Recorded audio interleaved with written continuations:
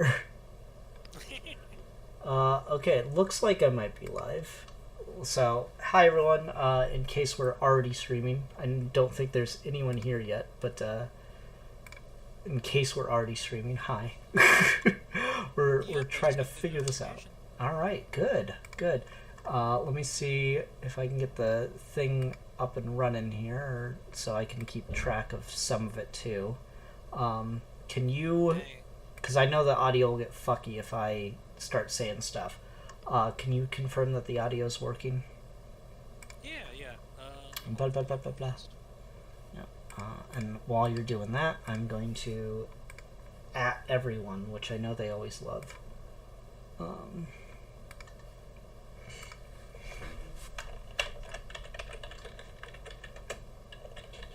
Looks like it's working good. We're both coming in loud and clear. Nice. Alright.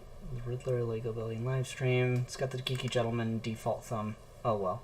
But we're actually streaming. Hi. It's actually the perfect thumbnail because there's a brick wall behind it. Yeah, see, there we go. This the Synergy. people aren't ready for my devious ways. So here's what's going down tonight. Steve, you're gonna be chat monitor / conversationist. You and I are gonna shoot the shit and talk about things. And while we're doing that, I'm going to build a Riddler mock. I shared this quite a bit when I made it a couple months ago in studio, but I think I've got like 99% of the parts. The things I'm missing don't really matter that much, just kind of like color options and stuff. So, should be good. It should be a good time. Should be pretty cool. So yeah, let's just go ahead and get into it. I got my tabby lit here with the instructions that I made from the build, and there I started with this because I already had this piece built and ready to go when I was experimenting with things. So should be a good time. And now I'm just adding shit. Yeah. So anyway, what have you been up to, Steve, since we last talked about Superman? Just arguing with people about Superman. No, I'm kidding. I'm just kidding. I haven't been doing a lot. My friend and I last weekend went to an arcade that also has like a back wall full of model kits. Nice. So like you can pay a certain amount of money to get unlimited gaming at the arcade for the night, or if you don't want to do that, you can just go to the back wall and like buy model kits and shit. So we went there and I bought a kit and I've been building it slowly but surely. But this is another one I'm going to do some painting on, so it'll be a long time before it's done. Gotcha. Yeah. Steve and I have, like, our friendship has evolved. We used to send each other, like, memes and talk about, like, philosophy and politics. And we still do that. But now it's just, look at this cool nerdy thing I'm building.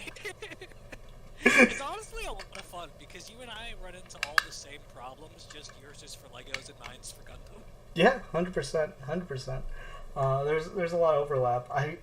I keep meaning to eventually go through and make a Lego Gundam, and I want to do it for my White Lantern Kyle Rayner for my Green Lantern mock scene, which I don't know if I sent you the update on that, but I recently finally finished getting all of the. Have I told you what a Mills plate is? I don't think so. Well, like, the big Lego base plates, you'll, like, see them sold in stores, like, individually. It's just, like, a 32 by 32 base plate. Yeah, the one that you can just kind of put everything on top of. Yeah.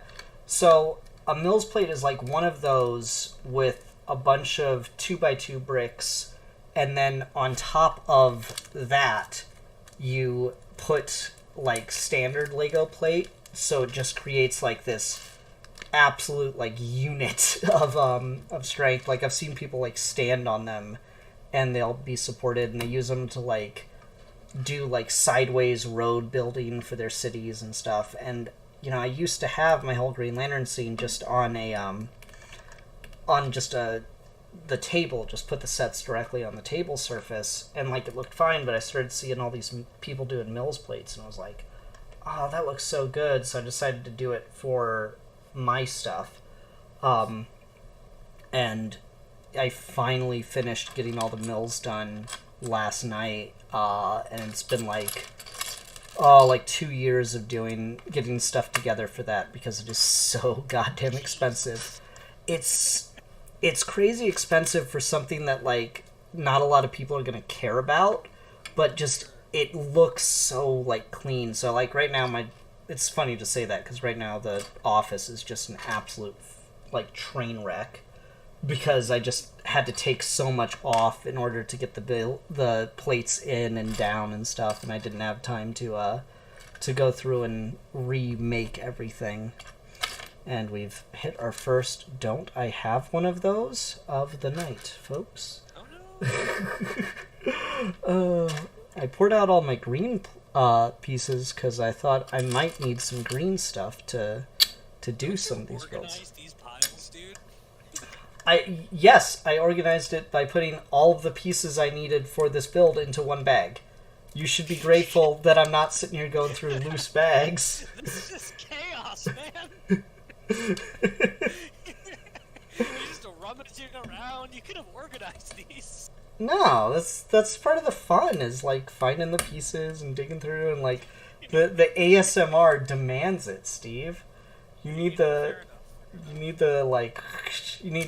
why am I making this out with my mouth? I've got the pieces right here. Like, you want to rob the people of that, Steve? You really are a communist. You gotta get one of those like interview mics and just tape it to your table so people can hear the pieces rummaging around. Sorry, continue. Perhaps one day. Oh, okay. So then I need, gosh, I gotta remember that other people are watching this, so I can't just like move it to where it's convenient for me. Yeah. Speaking of your Kyle Rayner with a Gundam, do you have a set mobile suit in mind for what you would do, or can I recommend one? I would probably just try to make it like just the standard looking one as much as I can, but like the thing that I think I would do differently or would try to make it unique is give him like several weapons and have each of them be like a different color of the spectrum, to like really sell that, White Lantern energy kind of thing. Okay. Yeah. And see, this is where I'm wondering if I'm doing something wrong. So I had to build these instructions based on just what I had done.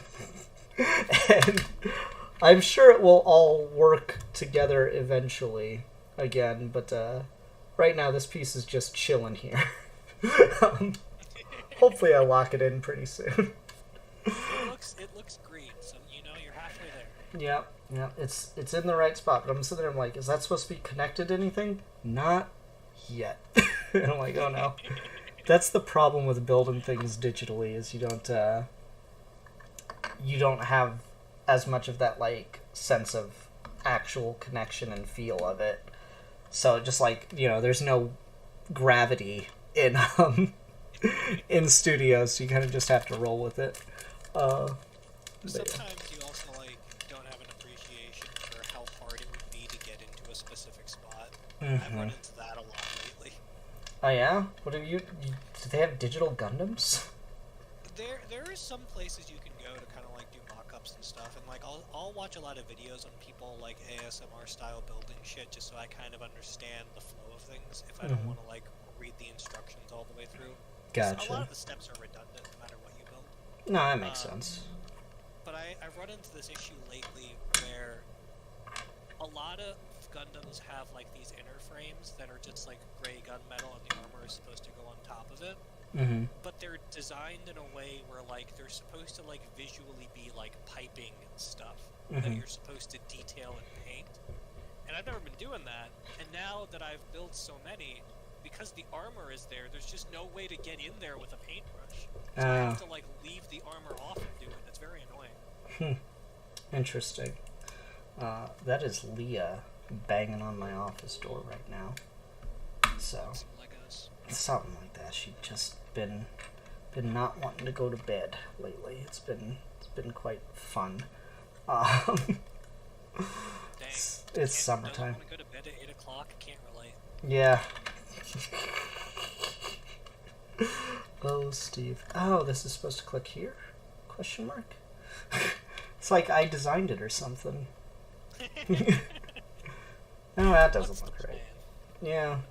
The plan is to build and to keep going at all costs. I love the Riddler. I'm definitely staying here the whole time. Awesome. Glad to hear it.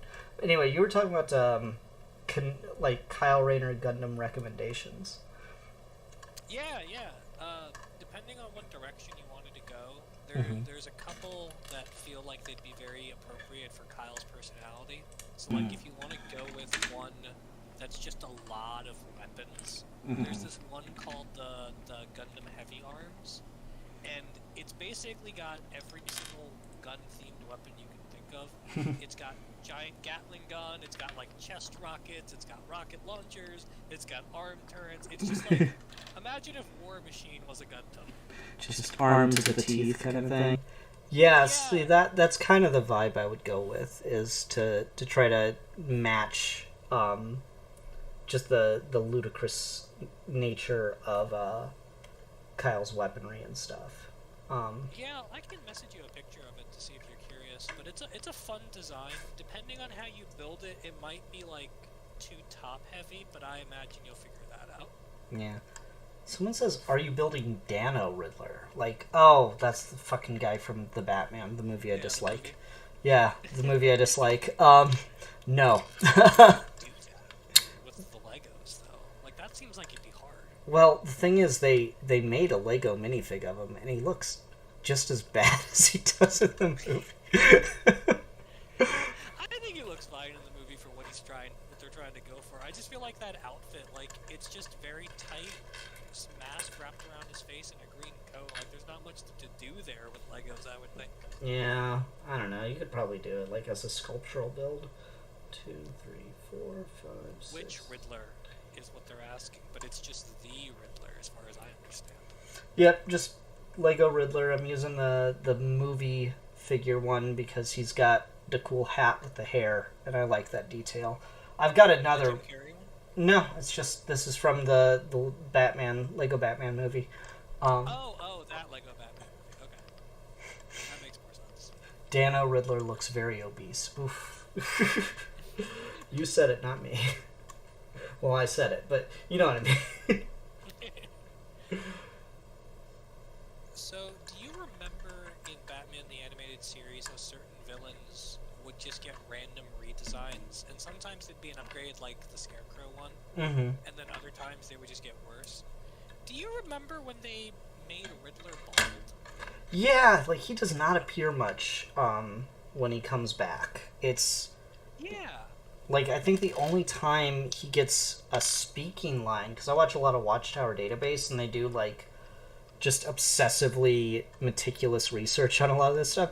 I think the only time he gets a speaking line once he comes back is when he is in that episode with where Superman's pretending to be Batman. I think that's the only speaking line he gets after he gets his redesign. That's hilarious. I didn't know that. Yeah. It's a weird look, though, because, like, the skin-tight outfit, whatever, but, like, bald Riddler with, like, a bolo hat, like, that's just weird looking. I don't know. I never cared for, like, 90% of the redesigns that they did, for sure. It's just not a good look. Okay. They redesigned Scarecrow 3 times. Could you believe that? Yeah, At and least 3 times. but didn't they fucking nail it the last time, though? They did! The last one with the black outfit and the noose around his neck, that thing was hype! I know. That was the coolest he's ever looked in anything. Yeah, no, like, literally, no one's ever matched that level of design for Scarecrow. It's ridiculous.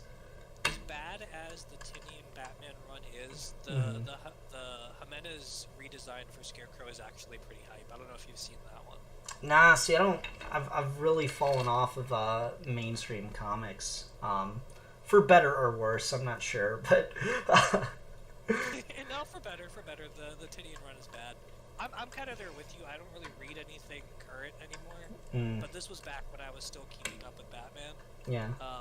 This was like right after Tom King left. But that design, there's this story called Fear State, which is like the end of Tinian's run, and it's terrible. But Scarecrow's got like this big straw hat, a gas mask, this like torn up cloak, these giant like Lady Deathstrike bladed fingernails that have like fear toxin in them. Oh, so kind of going off like the Arkham thing. Okay, there's a question. Which Scarecrow design is better, the TNBA or the original Arkham Asylum?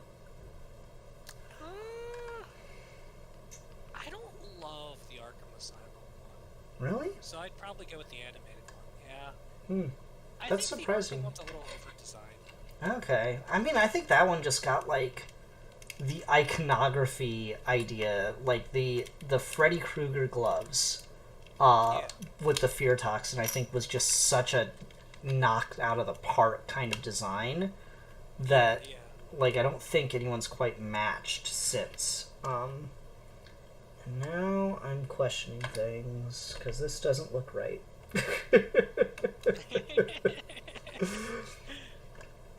It's looking almost like a Riddler surfboard. A Riddler surfboard? That'd be fun. Riddler just surfing around. Yeah, I mean, here we go. Don't ruin my whole thing. I said don't ruin my whole thing.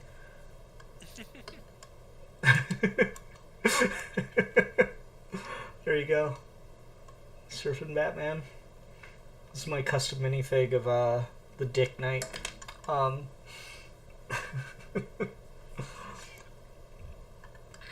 funny. Yeah. Yeah, the Arkham Asylum designs in general I've never been big on. In the first game they're probably the best, but I think as they go on they just kind of look too busy. I don't like their Joker design at all.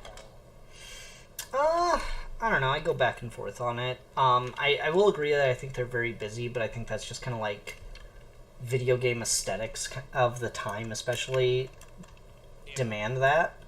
But I don't know. I like the general look of a lot of what's going on in those games, so it works for me. Your mileage may vary, kind of thing. Sure. Yeah. Who do you think has the best? What Batman villain, like at base, do you think has the best design? Oh. Because they're all so different, you know. Like you could very easily ask anybody, and someone will come up with a different answer. I mean, I'm gonna go with what probably to you is a more controversial answer because I know you don't care for this character. I'm gonna go with Harley Quinn. Harley Quinn's design is so perfect, and we've never been able to do it right since. Like Harley Quinn has never had a good redesign because the original design just went so perfect. Like everything she's had since has been a downgrade. And I can't name another comic character that I like. This is the best design, but this is also cool, and I like this. I can't name another comic character besides Harley Quinn where I'm just like, no, the original, that's it. Thank you. We need to stop. No, that's a good one. As much as I don't love Harley Quinn, I mean, I can't argue with like how good that look is. So I would definitely give you that. I feel like just concept alone, you could do so much visually with Two-Face. I love the dude split in half with one bad side, one good side. He's like a fucking Dick Tracy villain. He really is. Have you seen the fucking the Jason Bateman ads for State Farm? I have. It's so funny. Any last words? Just one. It's a big one. Dermatologist. Honestly, you could do like a 60s Batman reboot that's just Jason Bateman as Batman. I would watch it, but no, it's like so crazy how good that ad is and how great all the like we're just doing the comic book looks in live action. That's it. Thank you. Goodbye. I appreciate that so much, man. Yeah, it's a very different world now where I feel like you can get away with that in a way that you couldn't a few years ago. Yeah, no, for sure. So it's just, I don't know, it's been wild. Okay, so there we go. I got the hinge mechanism working for the secret reveal. Someone was asking, well, we've only got one. May was asking, what is this? So it's going to be a throne. I talked about this when I built this originally in studio. I was watching Batman Forever just on a whim the night before the news about Val Kilmer's passing broke. And I just decided I really loved the bit of set dressing they did for Jim Carrey, where he just has a throne made out of the Thinkers, and like two statues of the Thinker on either side of a throne. And I'm like, oh, that's such a cool idea. So I just decided to like look up instructions to see if anyone had done the Thinker. Oh, sorry, I bumped the mic. To see if anyone had done the Thinker, and sure enough, they had. So I like kind of built a throne around that, and just kind of went from there and decided to add more stuff around it to like really give it a sense of scale. So I'm making the Riddler's throne, and I've got some surprise minifigs to show off when we get a bit further along. What the fuck piece am I looking for right now? There it is. You're making good progress, though. Yeah, thank you. I appreciate that. Okay. I also liked the little Batman minifig you had there in the center a minute ago. Yeah, you were asking about this Riddler surfboards. Well, here's Batman on a surfboard. Yeah. We used to be a proper country. Used to have Batman on a surfboard. Speaking of 60s Batman antics, I've been, in preparation for the new movie, I've been rewatching the Naked Gun movies. Uh-huh. Jesus, man, they're so funny. They're so good. There's a bit in the second one where, like, Frank Drebin does some ludicrous shit that results in, like, a bunch of zoo animals escaping. Mm-hmm. And then nothing comes of it. Then at the end of the movie, the bad guy seemingly gets away before a tiger jumps on him and eats him. It's so funny. Oh, I like that. That's good stuff. Oh. I love those movies. Yeah. Oh. May is saying gotta make a custom Riddler minifig with a surfboard. I mean, I could probably... Hold on a second. Now that I think about it. Because last time I did an order from the Lego website, right? I went and just every green thing I could find for like minifig accessories I bought. So I feel like I've got a green surfboard somewhere. I'm just not sure where. Hold on. This is not the stream. This is not the stream, but this is now the stream. Yep, there it is. Yeah. I mean, this summer is going to be Right? I'm glad I dumped out my green bricks, otherwise I wouldn't have been able to find that quickly. There you go, Riddler on a surfboard. Don't say I never give the people what they want, Steve. It's not on camera, or if it is, I can't see. I just put him down. He's right there. You're like behind this. I'm not sure what the latency is. Because I was like showing you the... I noticed that earlier. I was showing you the Batman fake with the surfboard, and like he just didn't say anything. I'm like, oh, okay. He either doesn't care or he doesn't see him. So there we go. Riddler on a surfboard versus Batman on a surfboard. There we go. Give people what they want. Yeah, no, I love it. The hat, the hair. He's got printing. Oh, there we go. He's got printing on the arms, the chest, the back. It's the best Riddler fig, so I was real happy to get him. I wish he had question marks on the suit pants too, but one day. Speaking of, they just released or just dropped the news about a new Batman Arkham Asylum set, and it's $300. Yeah. It's gonna be. Well, does it come with anything unique? Like, is it just a bunch of Arkham villains and the Arkham set, or is there anything else in there?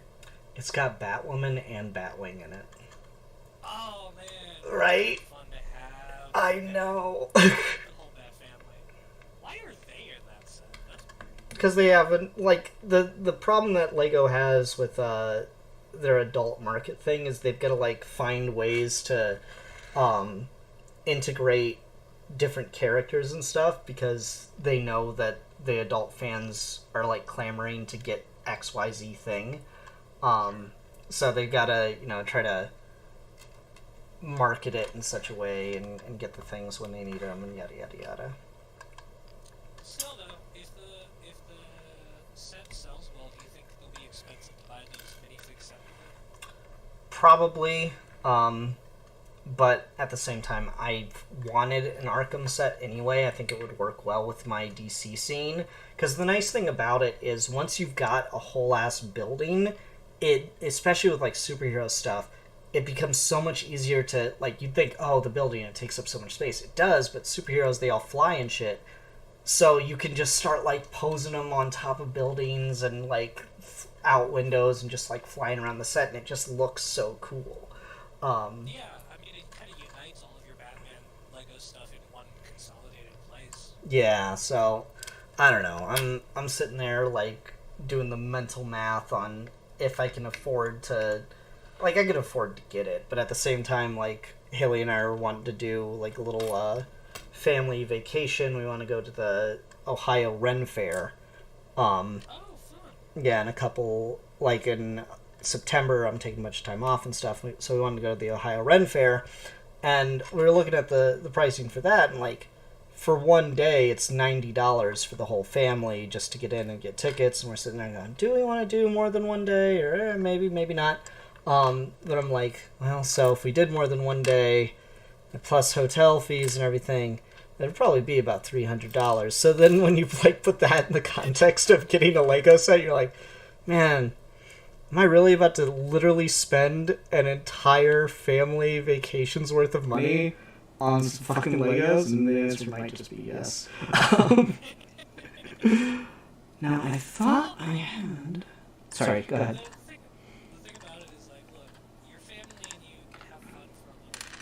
Mm-hmm. Or you could have fun with a lifetime of Legos. You make a good point. And who needs a wife anyway? Like, just getting in the way of you building Legos and streaming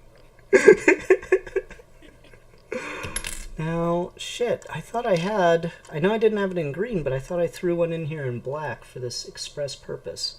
Okay, I gotta go grab another piece, because I don't think I have one over here right now. Yep. If only I did, but you know what? Fuck you, Steve. You don't tell me how to build Legos. You think you're trying to drive a wedge between me and Haley. You're driving a wedge between me and you right now, baby. Keep the people entertained. I gotta go find a piece. Something that I do when I'm building Gundam is like I'll look at a page and I'll look at all the pieces I need and I'll piece off of that page and then just lay them all flat in order so I can like assemble them. It's sometimes a little bit better doing it that way because I can spend time like sanding those edges or like if I need to put a decal on or paint a small portion of it, I can just do it all when they're individual as opposed to waiting when the whole thing is put together and it's harder. The worst thing about doing it that way though is like if you sneeze or something and all the tiny shit just goes flying and then you have to figure out by looking at the picture, wait, was this E4 or E5? I don't know anymore. It's very frustrating. But hey, it looks good. Last time I did that, I made a little stop motion video of it. Oh, so come you can kind of on. see how all the tiny pieces assemble. Did you find it? He did not. He's searching. Searching and scouring his entire office space for this Lego. He may never find it. Who knows? Alright, found it in red. That'll do. It'll stand out like a sore thumb, but that's okay. I mean, he's the Riddler. It's kind of part of his charm. Yeah. Well, the problem is, this is like the most sensitive part of the build where I don't want to distract you with weird details, because then it kind of ruins the build, so I've got to be like careful. So I will eventually be replacing this piece with green in the final, but that's hard. It's a hard piece to find in green, unfortunately. So we get what we get.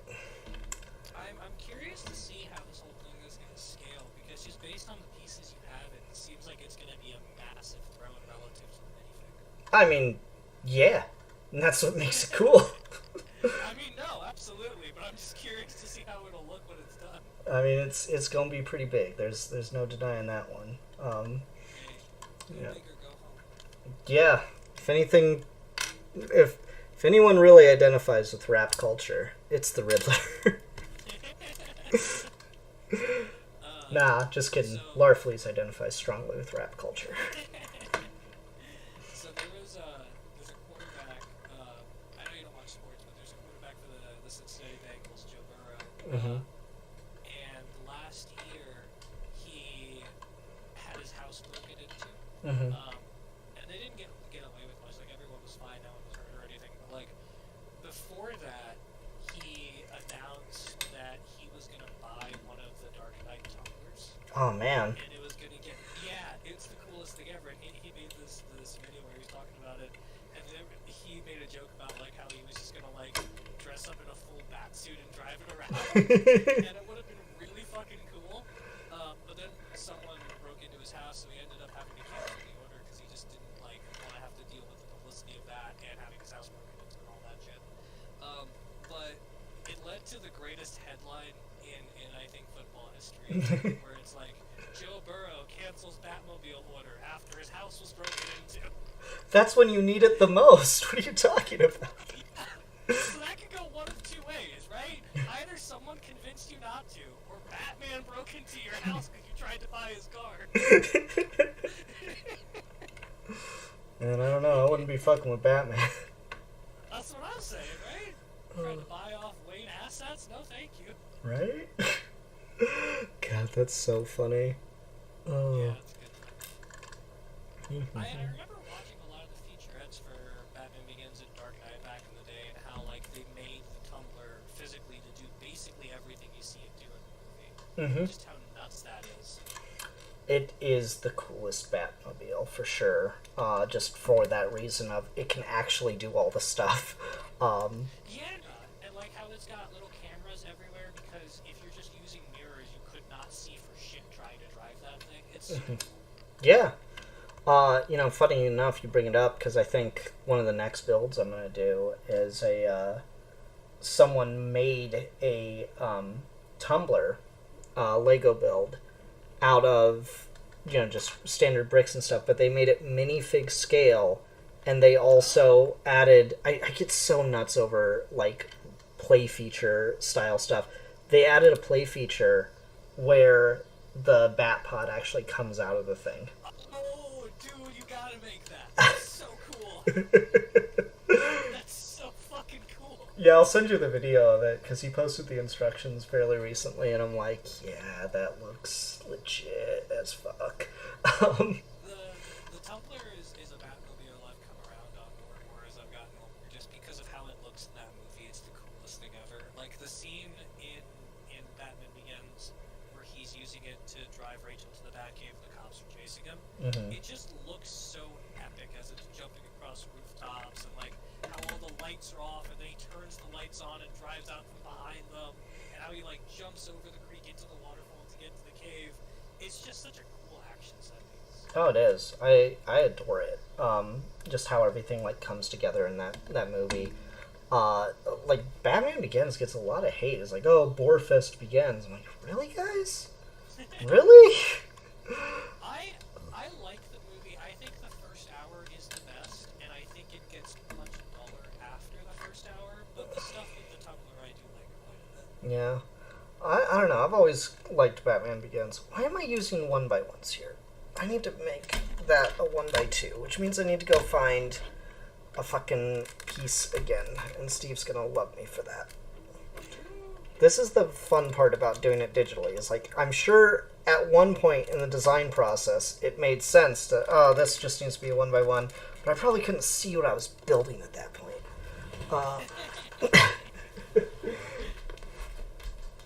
As far as the Dark Knight trilogy goes, I think I've done like the biggest turnaround with the Dark Knight Rises. Because I used to hate that movie. What? I like it a lot more these days. What? Steve's changed on the Dark Knight Rises? I still don't think it's great. I think it's one of Nolan's weakest movies, but I do appreciate it a lot more than I used to. Yeah, that's crazy. Because I remember, like, late nights talking to Steve Baxi and trying to be like, no, man, it's good. I don't think it's good. I don't think I've ever come away to like I think it's good. I just think like it's better than I ever gave it credit for. Mm. I do think it's weird. Like its ambitions are really high, but then like in other places it's sloppy in a way no one's ever been like specifically sloppy. Something that really bothers me about that movie is the scene where he's climbing out of the pit is so cool and so like it hypes you up so hard. And then when all the prisoners at the bottom cheer, there's just one guy, dead center of the frame, who looks at the camera, and it takes me out of the scene every time. I can't even see it. Because no one else does it. But every time I watch it, there's that one guy who's about to stare at me. It just bothers me.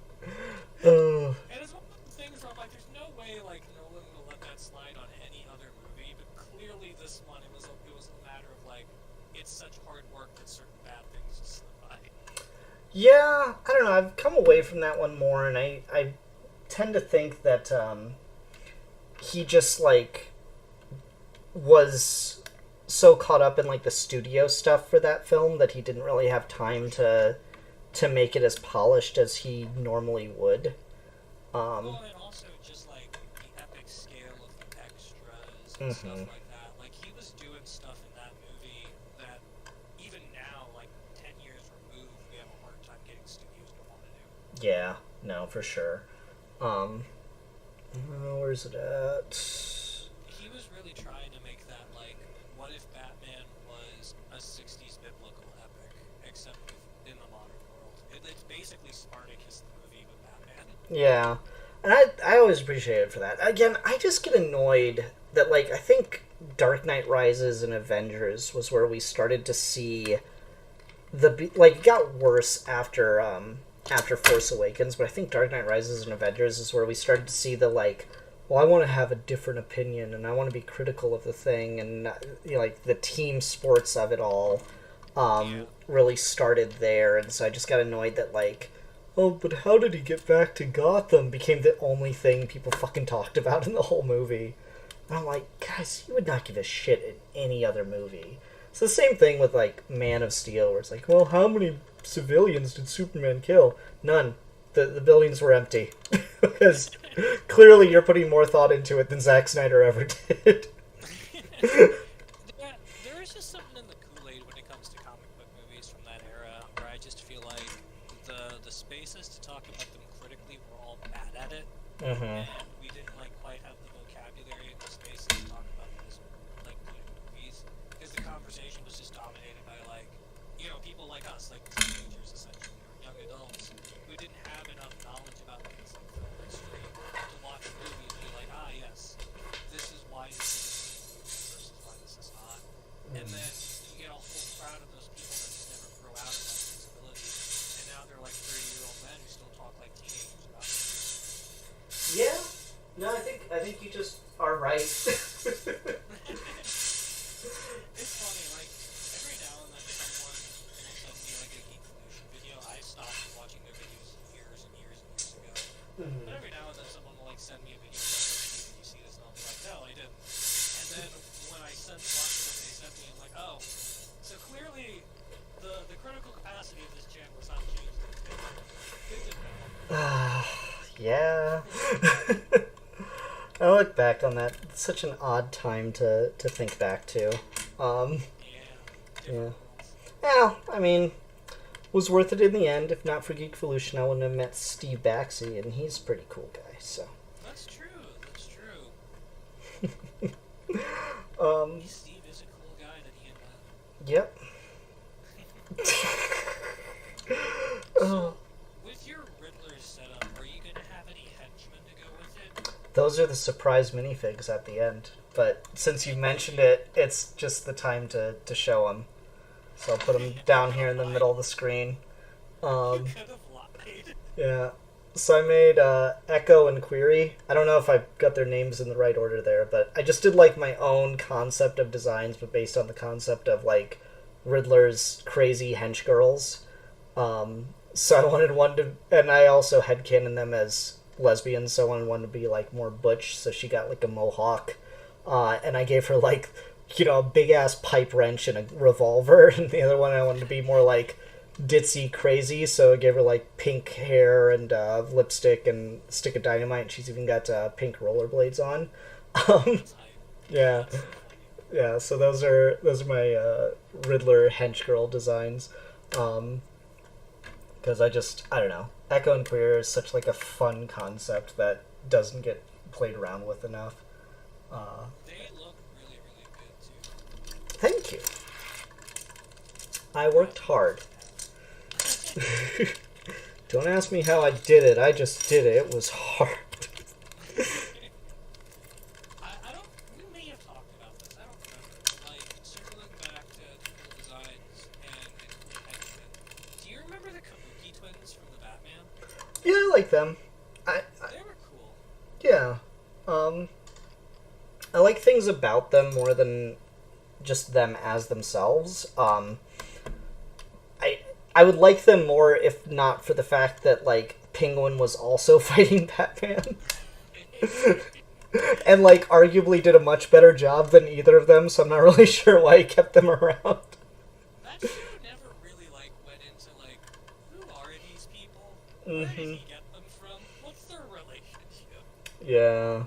Yeah. Which is weird considering how many Penguin episodes that show had. That's, like, the real downfall of that show is I never really cared for their Penguin. And he's just around so much. He's around for, like, a good 4 or 5 episodes a season, it feels like. Yeah, him and Joker just get used so heavily. And it's like, guys, get some other villains in here. Like, it's so crazy to me that Penguin and Joker are used in damn near every episode, it feels like. But Bane appears, like, twice in the entirety of that show. They embargoed a bunch of big people. Like, they couldn't do Ra's al Ghul, they couldn't do Scarecrow, they couldn't do Two-Face. Yeah. Although they kind of tried to make Clayface have that vibe with Two-Face, because he had sort of a split personality going on for a minute. Yeah, it's like the trauma of what happened to him and stuff, and, like, I don't know, I go so fucking hard for the Batman because they put the line in, right? Like, so I can't hate it of, they had Joker say one bad day, so that's just fucking hype. And then he does basically the Killing Joke, but to, what was it, Detective Ethan Hunt? Was it Ethan Hunt? Okay, that's why that name's associated in my brain. Yeah. What if it was Ethan Hunt and we just didn't realize?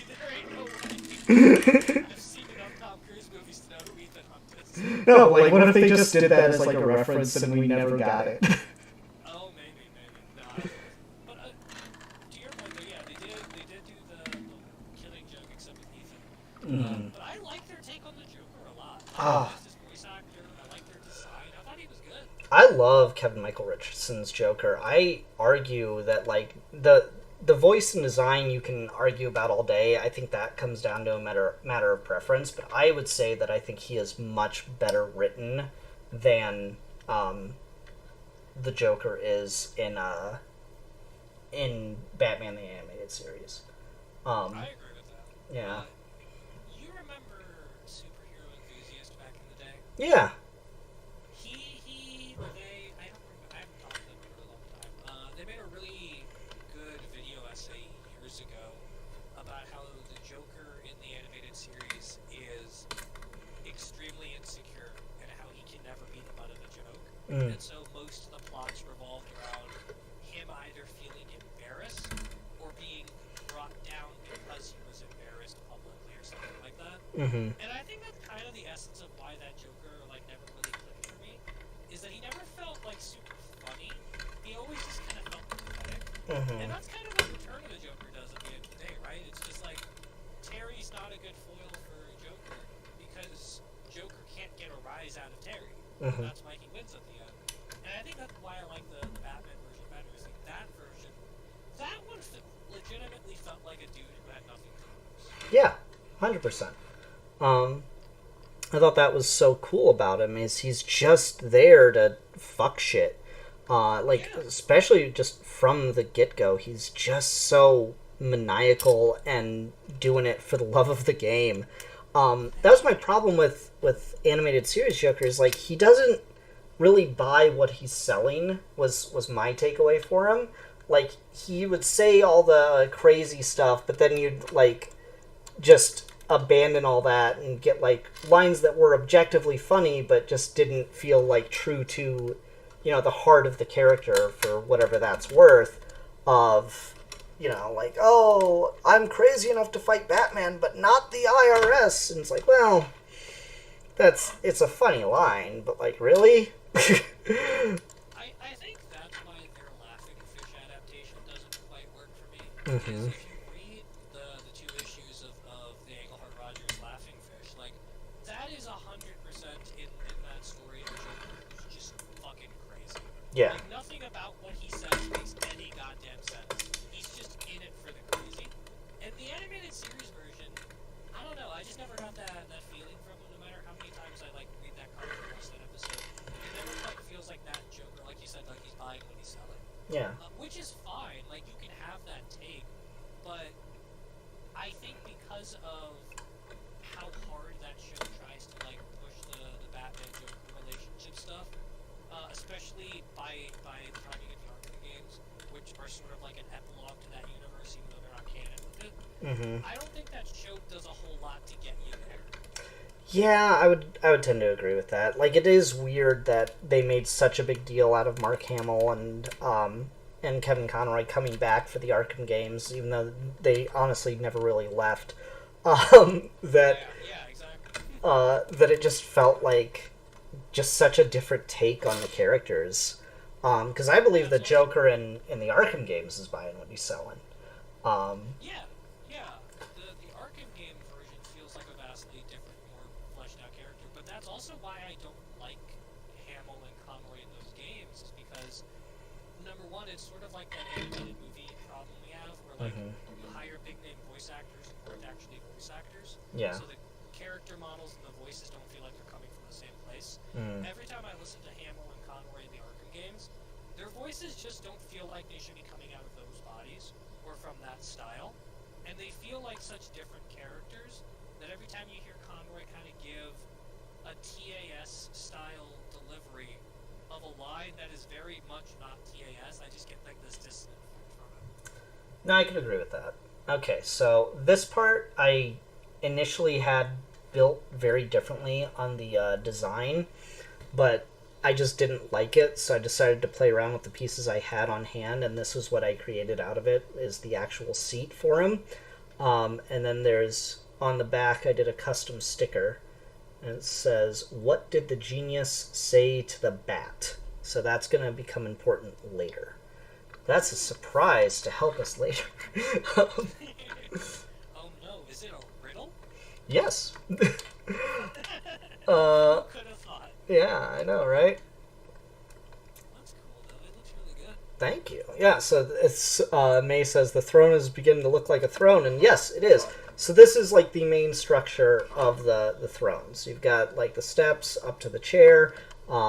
These are gonna hold something. This is gonna hold something, and I love the. Oh, I broke it. I love the way I was able to get the question marks to kind of come with using the mudguard pieces. I was quite happy about that.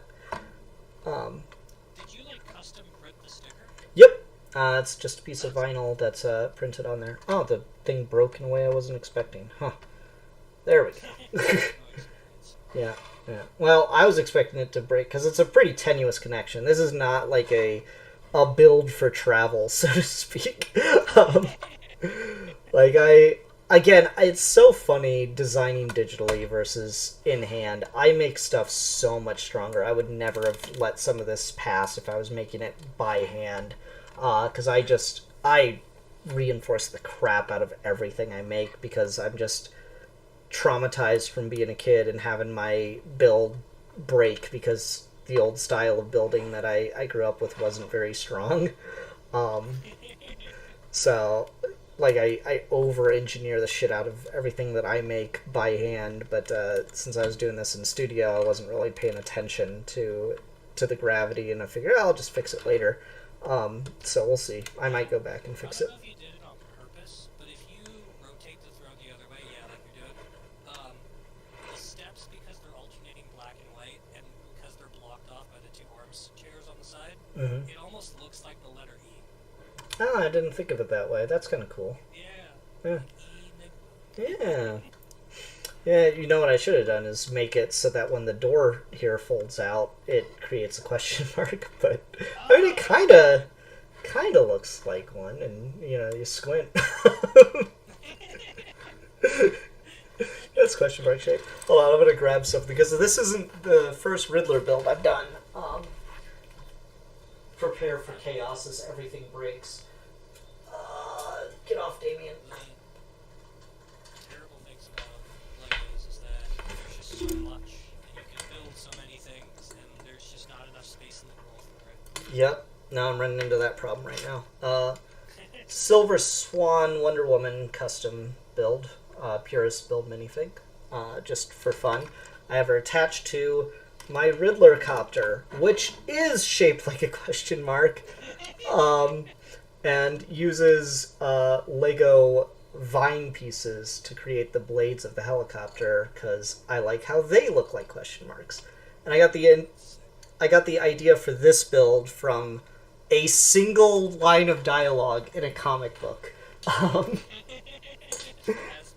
Yeah, because in the Arkham Asylum Living Hell, they have this scene where Great White Shark, who was set up to be a cool idea for a villain that never happened, he and Riddler are talking. He's going to be like the supervillain's supplier, is the role he's decided to make for himself by the end of that comic before he never shows up again in anything. He and Riddler are talking, and Riddler's like, could you give me a helicopter shaped like a question mark? And Great White Shark goes, yeah, sure, whatever you need, Eddie. And I'm like, man, that's a cool fucking idea, though. And no one's ever done it. You want to know what really pisses me off, Steve? They've got a Riddler Lego set where he's flying a helicopter, and it isn't shaped like a question mark. Right? Is that connection or that structure more stable, at least? What, this right here? The helicopter? Oh, yeah, the helicopter I made much, much tougher. Okay. So, like, So it... you can, like, fly that around without having to worry about it. Yeah, no, I can... It's swooshable. It passes the swoosh test. Don't worry.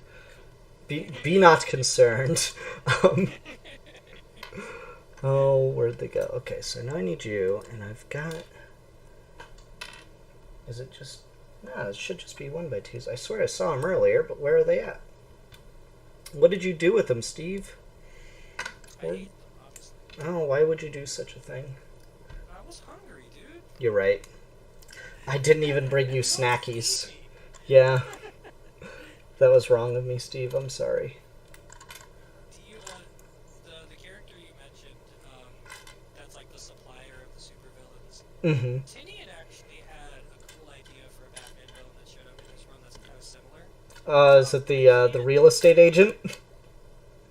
Not the real estate agent. Okay.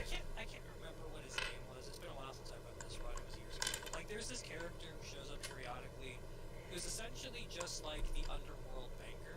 So like all of the villains in Gotham essentially go through him to either launder their money or protect their money or save their money or invest their money.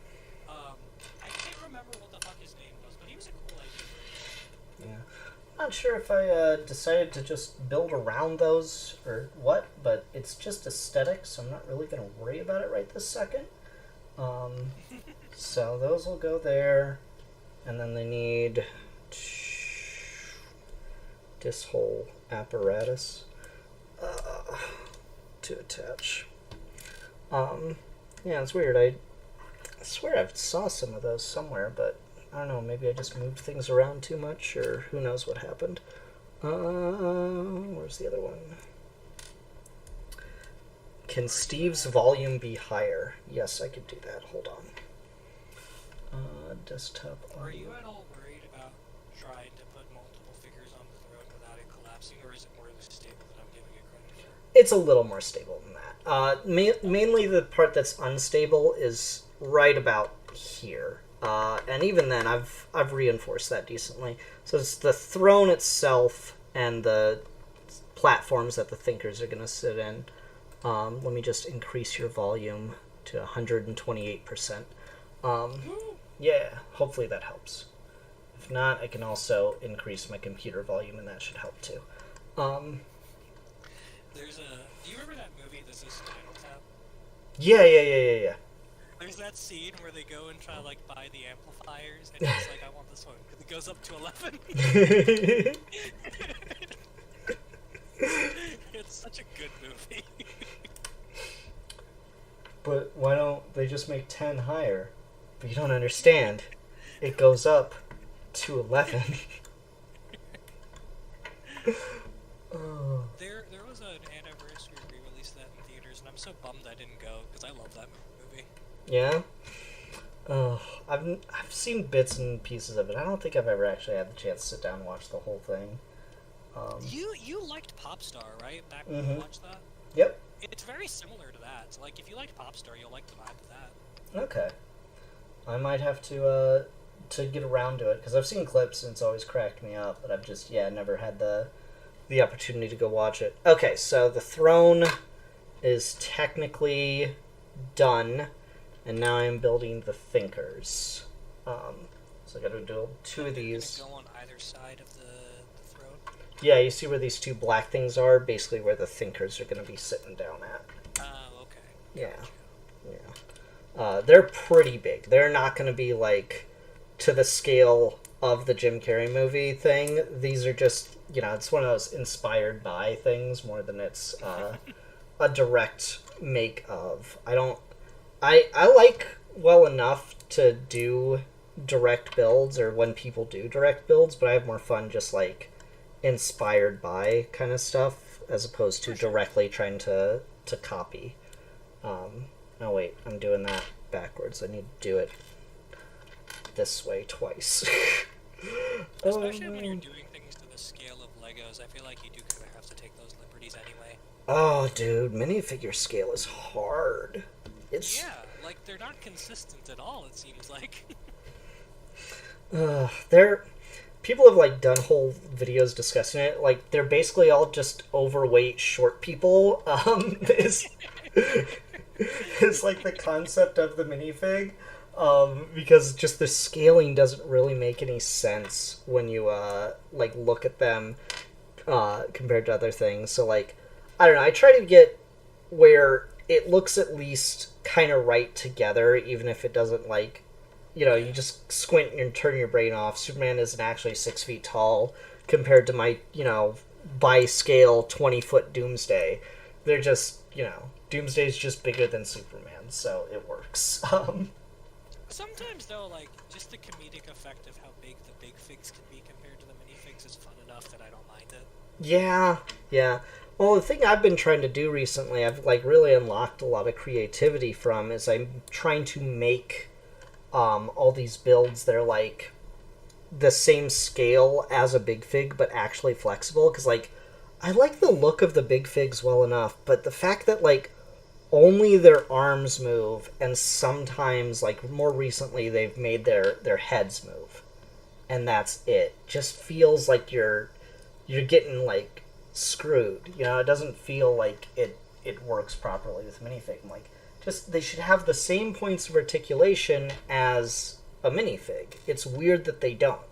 Well, you had that one Green Lantern one that you tried to do with a big fig, and then you just did a ground-up build for it, and it turned out a lot better, right? Yep. And so that was the first one where I did that, where I tried to scale something to that size and work with it. And so some of them are bigger than others as I've been going through and doing my design. So, like, Doomsday, I kind of, like, let myself have that he's just going to be huge. Because I just got to work so much cool stuff into him by doing it that way, that I didn't really care. I was like, fuck it just looks cool. Rule of cool. The characters like Doomsday or Bane or Hulk, also have like that built-in conceit of like they just get bigger, and that's part of the joke. Yeah, that's true too. Have you done Man-Bat? I'd love to see a Man-Bat minifig. I have him done digitally. I've not started acquiring the parts for him yet. I'm still working on getting all the parts for my Parasite build. Okay. And Parasite was interesting because I'm using a lot of the same concepts I did for Volk and Nappa and all these other characters, but I wanted, Parasite, I wanted to look more like the design that he has in All-Star Superman, where he's just like getting like gluttonous and fat off of Superman's energy. So I went for something along those lines. That piece was in the trash. It's not trash. Okay. I know we spent some time shitting on BTS, but I really liked Parasite and Superman, the animated series. I don't. I think you're wrong and you should feel bad. So, here's my thing about it, is when I was a kid, and I saw the episode with Superman fighting Parasite for the first time, and the way he could just suck his powers away and leave him kind of helpless. As, like, a 5 or 6 year old, that was, like, legitimately scary. So I just always really liked that version of Parasite and that interaction. I mean, I would agree with you. Like, it is cool and scary. It's just not within the context of that design. Like, the episode itself is, like, really good on plot, but the Parasite design is just so terrible to me that I've, like, honestly never forgiven that thing for it. Like, it's just the worst looking Parasite. I'm sorry, it just looks so bad. I don't know why Parasite's design has always looked so terrible in the comics. Like, it's a cool name, it's a great concept. Of course, Superman's gonna have trouble with something like that. But yet, why does he just look like a dude in a costume? He looks a little bit like a Power Rangers like minion, and I think that's part of why I liked him too as a kid, because it was just that sort of consistent aesthetic. Yeah, I don't know. Did you like his design? I don't really care about the plot so much, but did you like his design in what was it? In My Adventures with Superman? I did, yeah. I mean, a lot of people are down on the villains of that show because they're all, like, tech-based. Mm-hmm. But I really liked Parasite's origin, and I really like the giant kaiju armored design that he goes for. Yeah. Particularly, like, when he's big, like, city scale, he just looks like a dinosaur. Yeah. I think he looks really cool. I do really dig that, like, for whatever fucking reason, the bigger Parasite gets, the just more, like, actually monstrous he becomes. Yeah. Yeah, I think that's so cool to do. And even, like, in that halfway stage where he's just kind of armored up, I still think, like, as an armored look, that's still a cool design. Yeah, I would agree. I quite like Parasite in My Adventures with Superman. I haven't finished season 2 yet. I need to get around to that. Because they should have another one coming out soon, if I'm not mistaken. I think so. Probably next year, yeah. But season 2, I like their Supergirl stuff a lot. I like their Brainiac a lot. I had fun with it.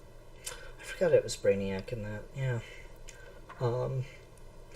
Speaking... And their Brainiac design's also really cool. Yeah, speaking of Superman, I was thinking more on the...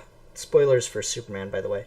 I was thinking more on the whole Kryptonian immigrant narrative thing. Yeah.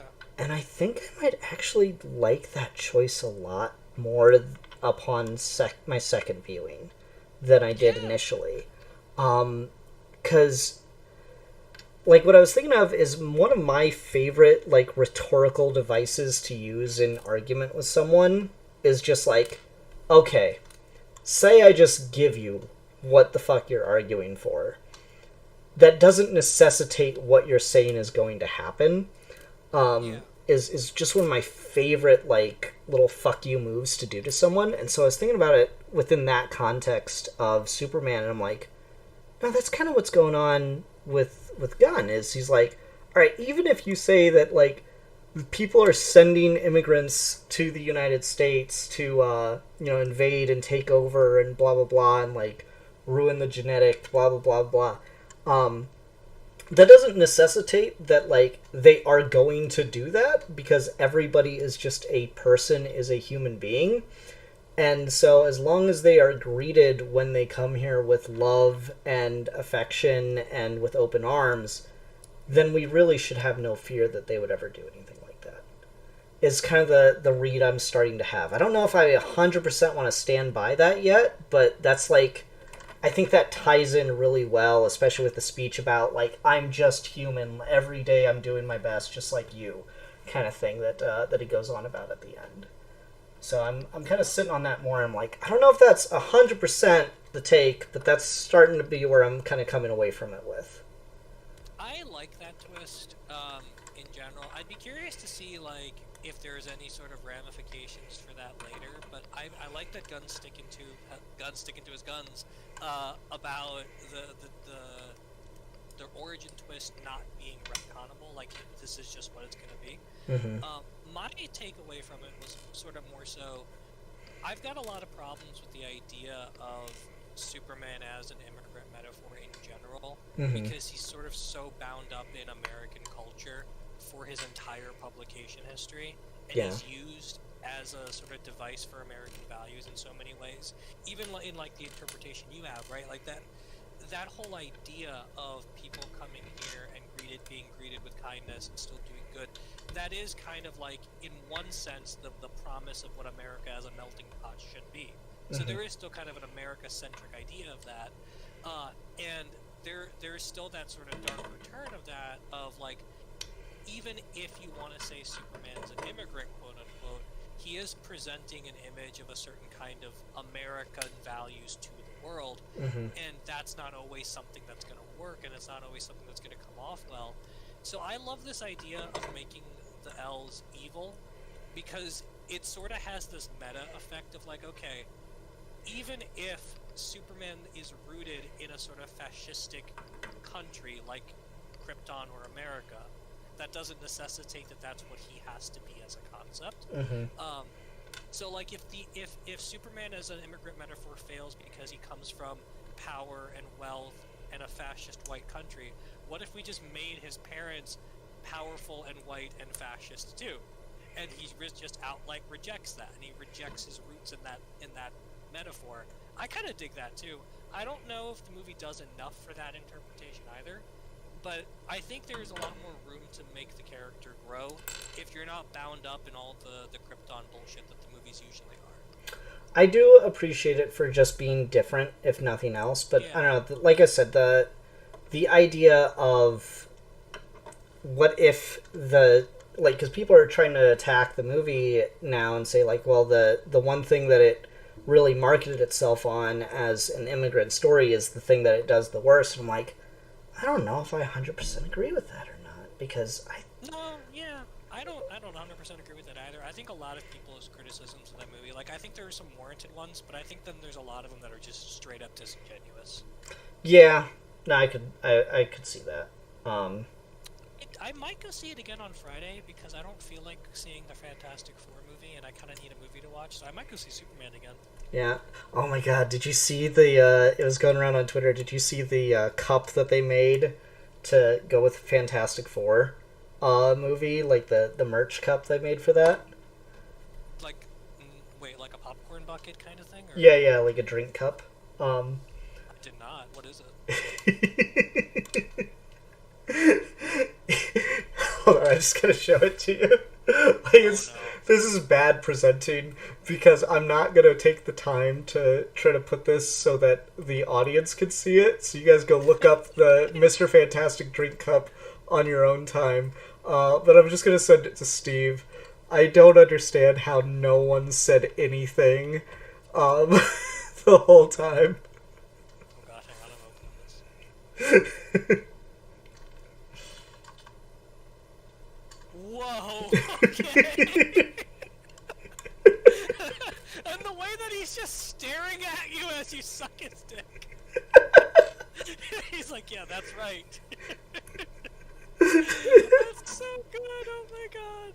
I kind of love that. I kind of actually unironically love that. Like, yes, let's bring back crappy 90s merchandise. Yeah. Oh. Was it the Oh, Dune popcorn bucket that like really kicked off all the merch thing, or was that going on beforehand and I just didn't notice? The popcorn bucket thing was going on before then, but the Dune Part 2 one specifically that looked like an anus is the one that I think sort of memified it for the internet. Got it. Okay. So it might be intentional, but just, God, I just saw that and it just cracked the fuck up, Steve. That's so good. I love that. Yeah. When Nosferatu came out, the popcorn bucket for that was shaped like a coffin, and that was pretty cool. Oh, that is cool. Yeah, like I've seen some of those every time I go. I almost bought the one for what was the movie? The Red One.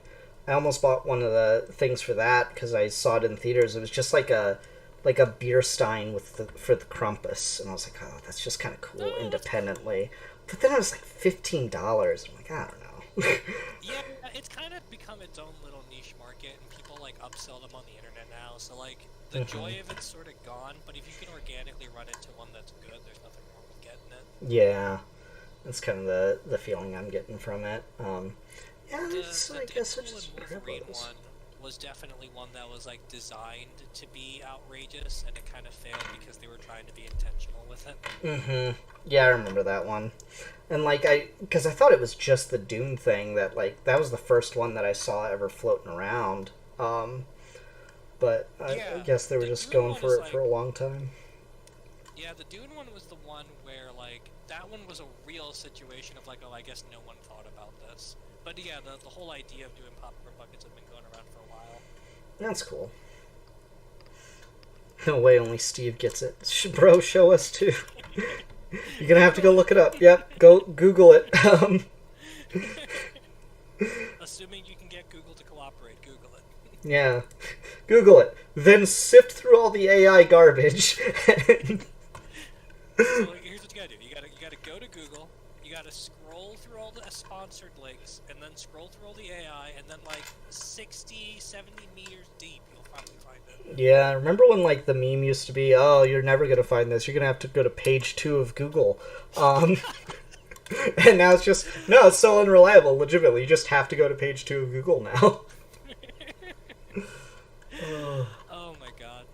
Yeah, I was trying to look up a coffee scale because the one I have is on the fritz and it's not working properly. And I was shocked at like how hard it is to find legitimate recommendations for these things, where like the first half of the page isn't just sponsored links. Yeah, no, it's crazy. Did I ever tell you the joke about the the serial killer movie I want to make? I don't think so. Okay, so I'm gonna make a serial killer movie, and it's gonna be about a killer who confesses to all of their murders on the internet, but they do it in their recipe blog, and it's just in the first couple sentences, and so no one pays any attention. No one reads them. That's funny. Yeah, I remember you telling me this. That's funny. Oh my gosh. Okay. Can you just come off and make my life easy? Yes. Good. Do you have a brick separator or no? Yes, I do. I don't use it. I'm not weak, Steve. I was curious if that was a thing that was worth investing in for you. They're a dime a dozen. They usually come free in sets, so it's fine. Oh, that's cool. Yeah. Okay, I'm putting finishing touches on things now. So we are in the final laps. I don't understand why I have so much shit here though that I didn't use. I feel like I skipped sets, but I'm the one that designed it. Oh, they're just spare parts. Alright, just another day. Gonna go move my car. We buy junk. Oh man! What's wrong with my car? Oh. Okay, yeah. Getting these in here is another matter. Ah, no! Don't fall apart, thinker! Oh. One of the things that's really nice about your Riddler minifig is I'm always just a sucker for when the Riddler's outfit is just a green suit. Like, I don't like the onesies or anything like that he puts on. Just like the straight up suit that's green is awesome. Yeah, no, for sure. Actually insulting when he's not just wearing a green suit. Like, again, it just looks so much cooler. Why are we trying to be different right now? Like, full stop. What are we gaining from trying to be so different right now? There's a redesign of Riddler in...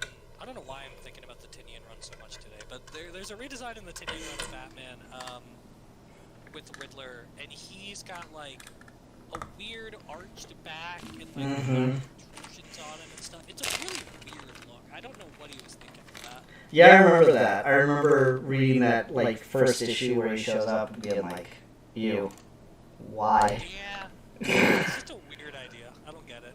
Yeah, same. Not a fan of like making Riddler look freakish. You don't need it. Okay, I should. I like how he looks sort of like a hipster in the Arkham games. Mm-hmm. Yeah, that one's fine. That's a fun one. Okay. Getting this violin in here. This is the thing that took me the absolute longest to get a hold of. Is... The violin? Yes, I needed a minifig violin for this build to work. And it took forever to find. It's not like it's a super rare part, but I just couldn't find it anywhere for the longest time, and I finally got it a week or so ago. My voice echoed for like 3 seconds. I'm sorry. I'll never let it happen again. I'll commit seppuku. Alright. That does raise an interesting question of, like, where are all the minifigs that are instruments coming from? What? Like, you got a violin, right? But, like, is there just an assortment of instruments that are minifig scale that were just released in a variety of sets? Mm-hmm. Like, is there just, like, a minifig scale piano? Or, like, a saxophone? Or a guitar? Or a cello? Yes. There's a minifig guitar and a minifig saxophone. I don't know about a cello. The cello and piano would probably just be builds. At that point, I would say, okay, I'm doing this. Well, it's just at a certain point, like, why make it a piece? Why make it a mold when you just, at a certain scale, it just makes more sense to build it. Come out. Yeah, I guess that's fair. Yeah. Alright. I need to do this left to right. Otherwise, I'm going to just cause myself all kinds of grief. Wait, I have an idea. Do you know if there is a minifig Shakespeare? Yes, there is. Okay, so, like, can you get the minifig Shakespeare, pop off his head, spray painted gray, and just have, like, the Shakespeare bust in the Batcave? Or in Wayne Manor, I guess, technically. I think they have made busts like that where they just use the like hairpiece or whatever, and have just made that. I think that's just a thing. Okay. You don't have to custom make it. Yeah. So because I'm pretty sure I've seen stuff like exactly like what you're talking about. All right, we'll see if this all works. Create a little, like, Wayne Manor set where you've got, like, a red phone and a Shakespeare bust and a bookcase that leads to 2 poles going down. Like, that'd be cute. Mm-hmm. That would be cool. Okay, so... Alright, that's all good there. This guy needs to go back, so... Adjust you down. It's so hard to reach everything. Haha, I can break that piece off and reach things now. Ha ha ha ha! You don't have to reach if you break things. Well, I mean, it's, again, this is a digital build, so it is a bit crazy. There's also a chance that I just did some stuff wrong, because I designed this back in, like, what was it? Val Kilmer died in, like, March or April or whatever. So it's been a couple months since I built this, so memory's not the best thing in the world either. I think I think that's all right. Okay, and then just the arrow going that way, and it's F. Here, I'm gonna message you some images of the heavy arms I was telling you about in case you feel like this would be fun for Kyle. Okay, sounds dope. Yeah. And chat, if you would like to know what it looks like, Google it. What do they need to Google though? They need to Google Gundam heavy arms, and they'll know what I'm talking about.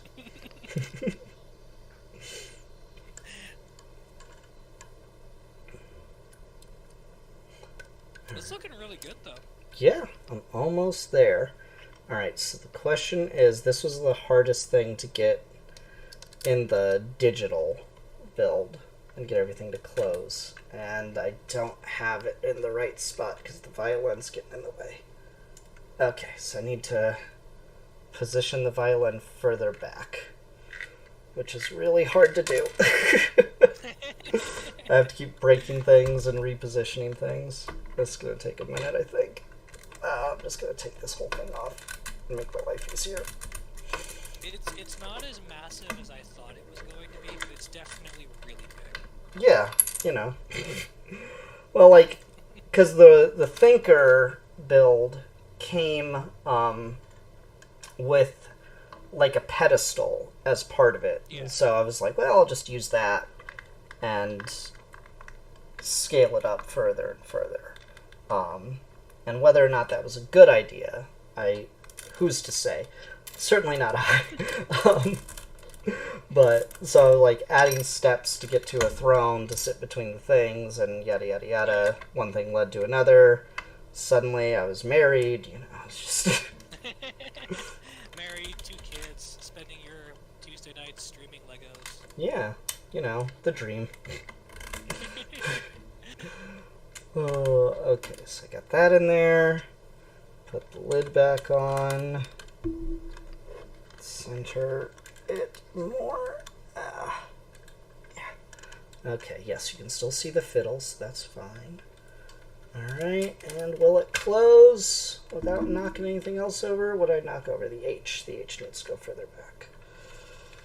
Alright, so I had it a certain way, and I ignored the instructions like a fool.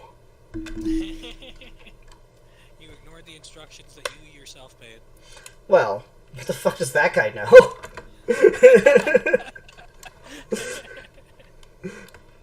That guy can't do Lego math. He doesn't know what he's talking about. What's it getting caught on? Feels like something's going wrong there. I'm not going to worry about it too much. It mostly closes. Okay. So let's put some stuff together here. We'll start by putting the throne back together since that keeps breaking. Whoops.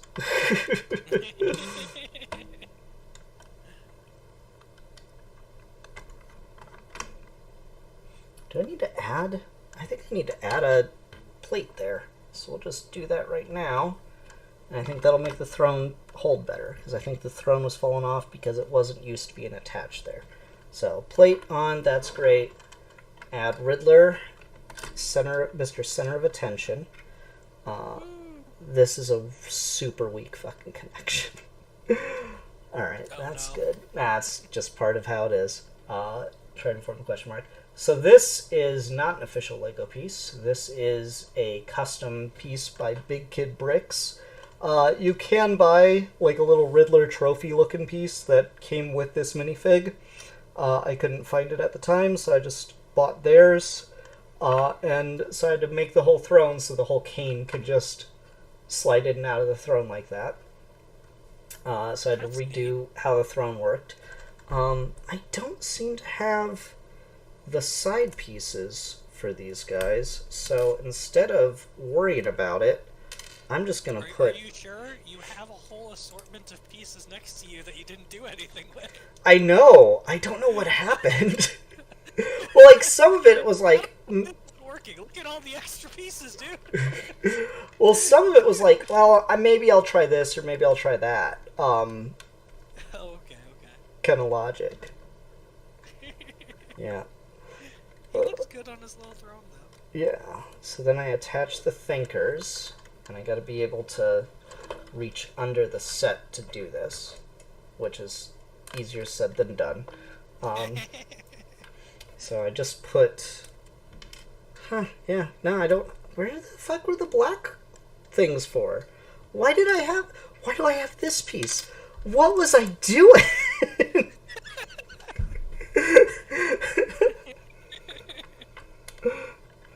Oh. So we'll attach the thinkers there, and I'll just eventually do something with the bottom of them. I don't know what. That's really not like much of a focus. I can close up shop there, and then the... Get a front view of it? Yeah, in just a sec.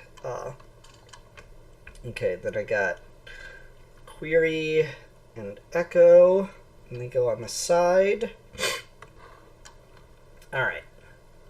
So that's upside down, so let's flip it this way for you. So there's the front view.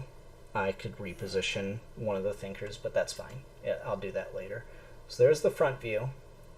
And you guys saw the top, and you saw that there's this big opening section here. And underneath, it says, now I've got it upside down a different way. On the back of his throne, it says, "What did the genius say to the bat?" And so I felt bad having just stolen the design for the thinkers from someone else. And, it's whatever. They posted it for free, so they wanted other people to use it. So I wanted to make my own addition to it.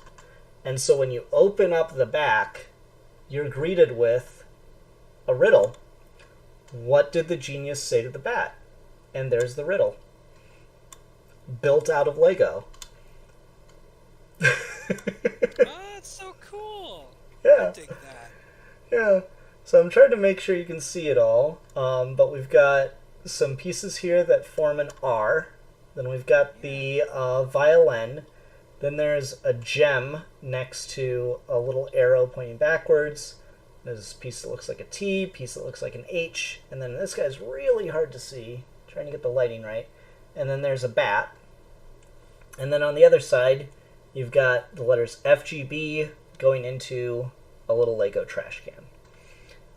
That looks so good. Yeah. This is inspired me anytime I do Riddler stuff on my hat now. I always create a riddle like that out of Lego pieces. It's called a rebus, where it's just visual things that communicate some kind of secret message. And I really, really like how it looks, and it just works so well for the Riddler in Lego form that I kind of love it to death. So yeah. That's so cool. Thank you. I appreciate you sticking with me through my trials and tribulations of making it, Steve. And I knocked over the violin again. I'm going to have to fix that later. Yeah. The nice thing is, this guy's going to be pretty stationary, though, right? So you won't have to worry about any of it being loose. Yeah, I've got a little floating shelf. I might just put that shelf up just to put this on it, because I really, really like how it looks. Yeah, it looks great. May's saying, "What the heck? That looks so cool. You're such a good builder, bro." Thank you so much. I really, really appreciate it. It's super fun to do. Customizing pieces for Query or Echo, whatever her name is. Customized piece for both of them, but this girl only needed a chest piece made. This girl I had to do the head and the legs for. So that was a fun part of the process too. But yeah, I'm pretty happy with how it all looks together, though. Yeah. Good shit. Thank you, Steve. And look, it wasn't even 10 o'clock, so you know. Yeah, we made it right in time for curfew. I don't know what I'm running into, why it doesn't close all the way. It's weird. I thought it was the violin, but now the violin's not even attached anymore. Is it just too tight? No, I think it might be a plate that I've got up there in the top. I'm not really worried about it because, that's the level of clearance it's not getting. So. But yeah, May saying that should 100% be a real set. I really do think it would be cool to do something like that with the Riddler, do a rebus like that. So if you can figure out the riddle, it's really not hard, especially since I gave you the first half of it in text form. What did the genius say to the bat? But I thought that would be such a fun way to communicate the Riddler in Lego form, and I just had a lot of cool ideas all come together, all based on just seeing Jim Carrey sitting on a throne. It's an iconic image, if nothing else. For sure. Jeez, what happened to you, Steve? You just got loud. Oh, I don't know. Good question. Yeah, I don't know. The whole time you're like, oh, I've got to be kind of quiet. And so I'm going to reduce your volume a little bit back down, because, yeah. But yep, there's my riddle inside the set. I'm very bad at riddles, Emily. I'm never guessing. Well, I guess you are never guessing. Because I'm not telling you. There's got to be a Batman story somewhere where he's just like, I do not want to guess these riddles, and he just brute forces his way through. Someone made a fucking sketch about that, where he's just like looking it up on his phone mid-riddle. It's like, this is like my one social activity, and you're kind of ruining it for me right now. So if you could just, not. It's like, well, it's kind of weird that I'm just finding these on the internet right away. So, There's definitely something about like Bruce Wayne where he's like, okay, this dude clearly has the patience to solve riddles, but like imagine like 20 years in the future and like Damien's Batman. He's not gonna sit there for a fucking riddle. He's just gonna beat the shit out of you. And that's why we love Damien, and he's the best boy. It's true. He is. Oh, yeah. Trying to fix this damn violin. It just keeps causing me trouble. I had to put it in there in such a specific way to not be in the way. I'm like, it's already so big. I don't really want to add more room down here. I just made this thing because I had so much room down here. Oh. Hopefully it doesn't knock over the violin again if I don't force it in. But there we go. So, yeah. Turn it around again to really see. Damn, I'm going to be thinking about it all day at uni tomorrow. Yeah. Just fantasizing about solving Lego problems. Well, see, when Alfie and I were writing the Riddler for our series, I invented a riddle for that, and to test it out, I actually just went into work and was like asking people if they could solve it. And once 3 people were like spending an hour trying to figure it out, and someone finally just said, "Is it this?" I'm like, "No, but you're so close that I think I've succeeded." It's like you've got to a discernible answer that like would probably have been accepted, but it doesn't match the language scheme. So there is something about like Riddler in the comics where I feel like a majority of people who write him just don't even bother to make good riddles. Mm-hmm. Yeah. May says, "Did anyone solve it?" Yes, they did. I will post on my community tab. I'll post a more high res image of this, so like you can stare at it for an hour or two if you want to try to solve it. And like if people want to start commenting either under this stream or under the community post when I make that to try to guess what the answer is, I'd be very happy to see that. So because I'm not going to tell you. The hint I will give you is these 3 tiles I put here just to like have a place for them to be mounted, but here's your hint. They go in the trash.